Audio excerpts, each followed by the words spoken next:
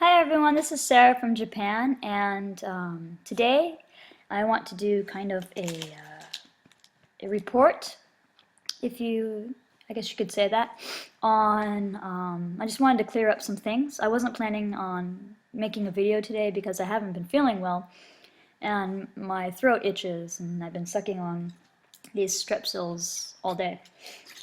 And I still, my voice, if I talk too much, I get an itchy throat and I start coughing. So if I start coughing, please forgive me in advance. I thank you.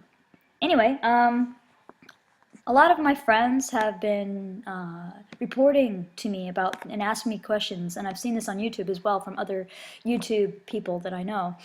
And they've been asking me about what's going on with Fukushima since I live here in Narita, Japan, okay? And I'm 150 miles south of Fukushima, okay, those plants, where the plants are. Alright, so it's about a 3-hour drive to where those are. And anyway, the article that most of them are showing me is this, the contrail, which I've heard of before. Sometimes I've heard this being this contrail, the people who run this, they go on Infowars.com, and they do stories there as well. And the story that is in question, it says here, is Red Alert, Fukushima spent fuel pools exploded, on fire now, radiation levels spiking massively. Okay, and it was posted on October 22nd at 2012, okay, at 4:30. Alright, so according to Michael Eckstein, a researcher who lives only 50 miles from Fukushima, okay, so this is what he has to say. Warning, this is the worst case scenario unfolding at Fukushima, according to Michael Eckstein, a researcher who lives only 50 miles from Fukushima. Explosions and fires have occurred at spent fuel pools 2 and 4 over the past 4 days, and now radiation levels are spiking enormously. This is the worst case scenario, all in caps here as you notice, because of the thousands of tons of plutonium contained in these spent fuel pools. This is now vaporizing into the atmosphere and being decimated with the winds. Major cloud and radiation spike estimated to hit west coast of USA in 2 weeks or less, and then I heard another report that said more like 4 days. Okay? So anyway, they're talking about it being extremely serious, and you can read this at thecontrail.com. Okay? Or you just put in, contrail, whatever. So who is this Michael Eckstein guy, right, that lives 50 miles from Fukushima? Alright, so I got onto the Google search, and I could find nobody who meets this name. In fact, I'll highlight it for you and copy up here and paste it in my little Google thing here and see what we pull up. Okay, so you got Michael Eckstein. So I've already looked, okay, and here it is. And what kind of researcher is he? That's the first clue, is what kind of researcher. Anybody could put, oh, researcher. I'm a researcher too, amateur researcher, I guess you could say. Anyone who looks up things is a researcher, so, what kind of researcher, right? It doesn't say what. But anyway, you look here and it says, you got Dr. Michael B. Eckstein, Beechwood, Ohio, Eternal Medicine, a doctor, okay? And then you got, a model, I guess, and then you got this dude, and I don't know, maybe it could be one of these, but look what I'm pulling up here. I don't see anything that relates to that. Okay, lawyer, you got lawyer, perhaps he's in there, I don't know, but I'm not seeing anything about a researcher in Fukushima. And you could go through, maybe there is somebody, but he's not exactly, making the top of the list. And if he made, hi, okamashita. Love this school, like there's constant interruptions. I tell you, I've been waiting for 3 hours to make this video because people come in and out. Anyway, so there isn't anybody really, you could look more on the second page, and there isn't really anybody that raises any eyebrows on here, okay? Nothing about Japan, nothing about any kind of researcher or anything like that. Pause clinic, I don't know. But anyway, so I'm going to go back to, I was looking today at NHK and a couple other things, Yomiuri, the Daily Yomiuri and things like that. And I couldn't find anything on that. So, but I did find an article on TEPCO. I don't know why I can't speak right today. I don't know I can't speak right because I don't feel like speaking today because I have a sort of a scratchy throat. But anyway, this is the TEPCO page, and I'm going to make the thing here a little bit bigger for you to see so everybody can see that. Okay, and it's all in Japanese, but you can get it in English. And the article that we want to look at is down here, okay? It talks about, reforms to how they were going to manage atomic power, nuclear power. And it has, like your search TEPCO Joho, which means TEPCO information, okay? Now, I have a certificate in Japanese, so I can read and understand most, not everything. Some of them more complicated. There's like, tens and thousands of kanji. I can read the majority. I can read the same level as a college student over here, so a native speaking college student. So, that gives you an idea how much Japanese I understand. But anyway, the one that the article we want to look at is down here. Where'd it go? Where'd it go? Hold on a moment while I find it. Okay, it talks about, that's weird. Maybe I got the wrong one. I'm going to go back and see if I can't find it again.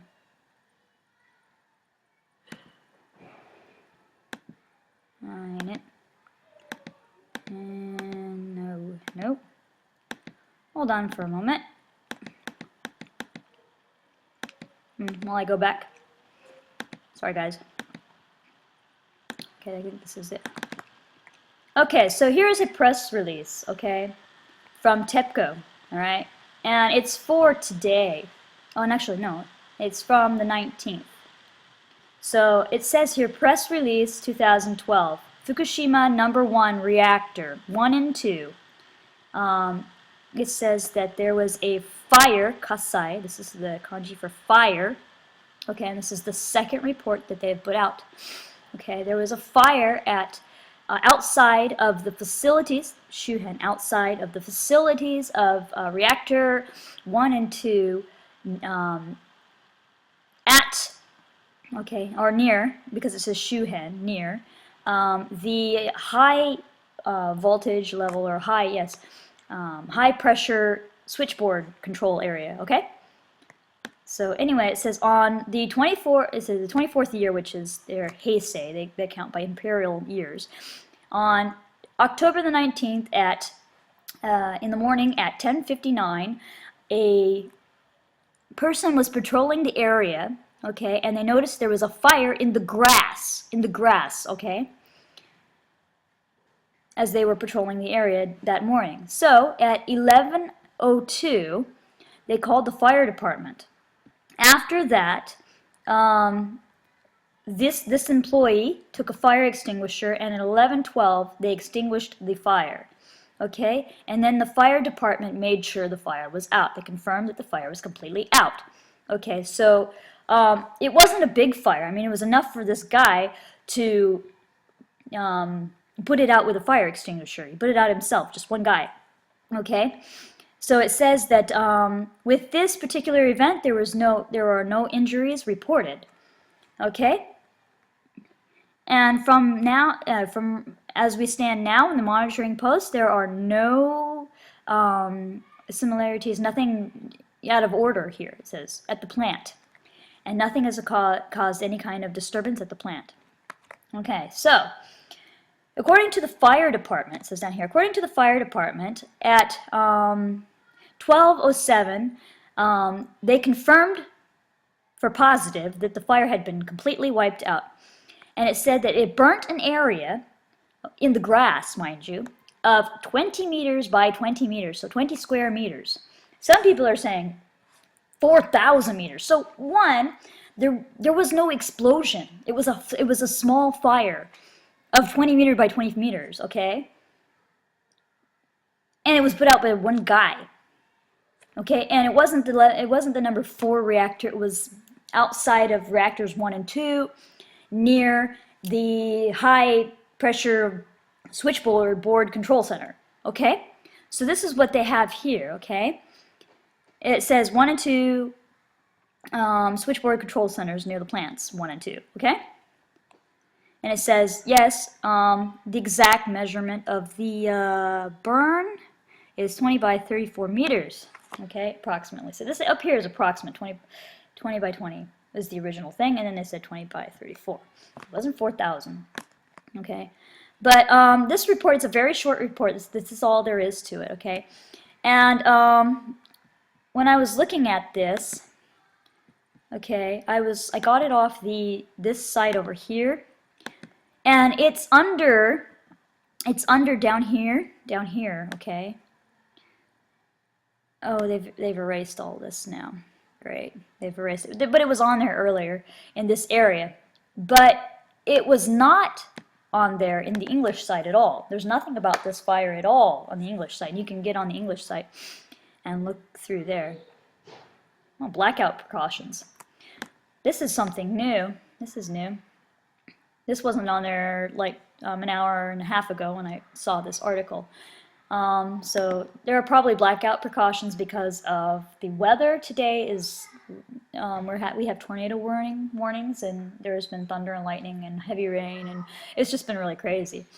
So this is just because they supply the power to the whole this whole area, this whole eastern Japan. We could have blackouts because of the bad weather. Okay. So this is just a warning for that. But this wasn't on there earlier. But anyway, what I'm trying to say is that it's not on the English news site at all about this fire, okay? It's not on there at all. Okay, and we'll go back and look, okay? It's not on there. Sorry, let me go back.